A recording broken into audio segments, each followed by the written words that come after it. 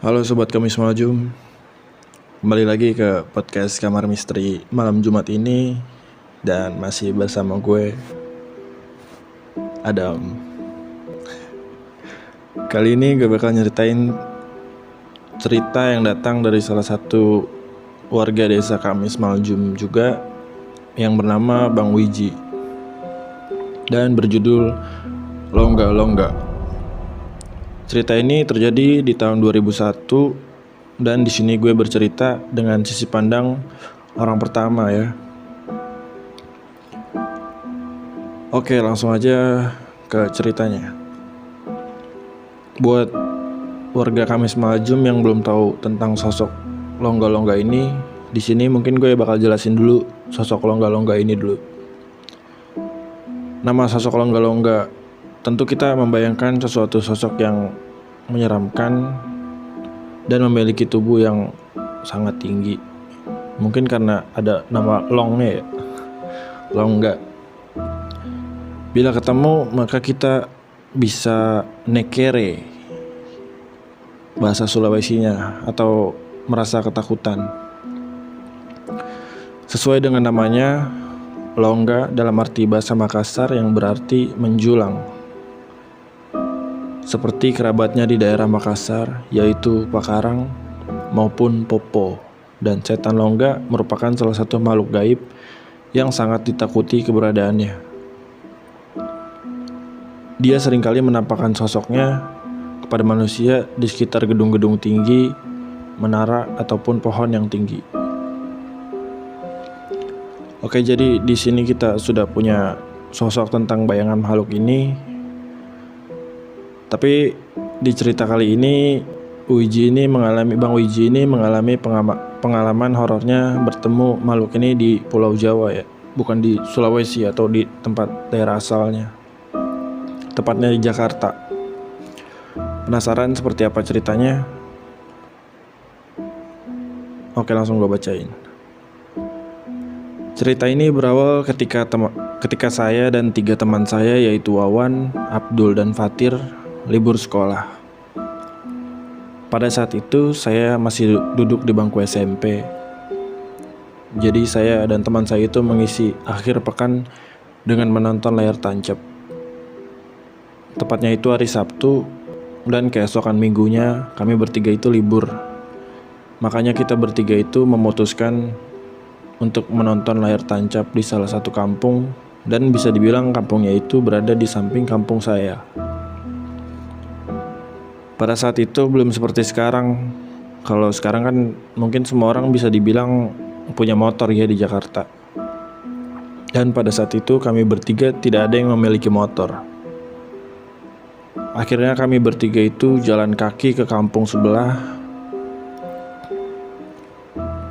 Singkat cerita, sampailah kami di tempat diadakannya layar tancap tersebut, dan kami menontonnya. Pada saat itu saya masih ingat kalau film yang diputar itu film Casino Royale yang diperankan oleh James Bond. Di situ kami ketawa-ketawa karena suasananya rame, banyak pedagang kacang, tahu siksa, dan kami sangat menikmati momen tersebut. Gak kerasa jam sudah menunjukkan pukul 1 dan filmnya itu sudah habis. Maka kami putuskan untuk pulang. Di perjalanan dari lokasi layar tancap tersebut mungkin bisa dibilang lumayan jauh, sekitar 3 kilo dari rumah saya. Singkat cerita, kami berempat jalan kaki arah pulang. Mungkin pada saat itu kami sudah berjalan 1 kilo, dan teman saya yaitu Wawan dan Fatir berpisah karena arah pulang rumah kita itu berbeda. Jadi tersisalah saya dan Abdul. Ya, di perjalanan itu kami hanya berdua. Suasananya di jalan itu sangat sepi. Walaupun malam minggu, tapi waktu itu sudah jam 1 malam. Kami berjalan melewati gelapnya malam, kebun-kebun kosong. Kami pun melewati salah satu kebun yang menurut mitos warga di situ itu kebun itu angker karena di dalamnya ada satu makam, tapi saya nggak tahu itu makam siapa. Awalnya suasananya biasa aja, sepi dan hanya ada suara serangga dari kebun. Tapi tiba-tiba suasananya berubah karena tepat di tengah jalan di depan kami melihat kaki dengan ukuran yang sangat besar, melihat telapak kaki dengan ukuran yang sangat besar. Tapi pada saat itu saya hanya melihat telapak kaki dan betisnya. Ketika saya mau melihat ke atas, di situ tidak kelihatan karena tertutup oleh pohon dan gelap. Saya sontak kaget, Abdul pun juga kaget. Abdul langsung megangin tangan saya waktu itu. Di situ saya ingat kalau engkong itu kakek ya, buat yang nggak tahu. Di situ saya ingat kalau engkong saya pernah bilang kalau sosok yang saya lihat ini adalah Longga-Longga. Dan saya juga ingat cerita beliau waktu itu. Beliau pernah melihat sosok ini juga.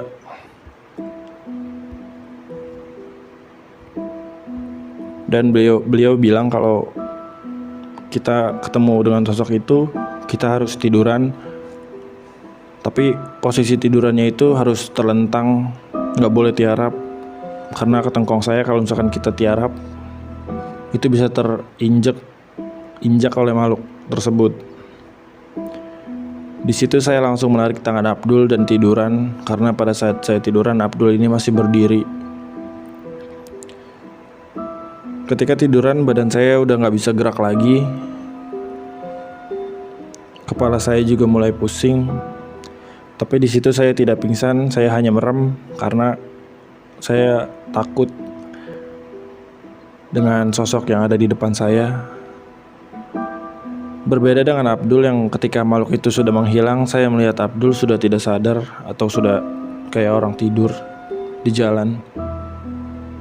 Akhirnya saya membangunkan Abdul dengan sedikit menepuk pipinya supaya dia sadar. Singkat cerita kami pun langsung pulang ke rumah. Dan ketika saya lihat jam sudah menunjukkan pukul 4:30. Ternyata udah gak kerasa kami itu berjalan lebih dari 2 jam. Sampai di rumah saya langsung disambut dengan ibu dan bapak saya yang bangun karena mendengar saya membuka pintu gerbang. Di situ saya langsung diomelin. Omelin itu dimarahin ya.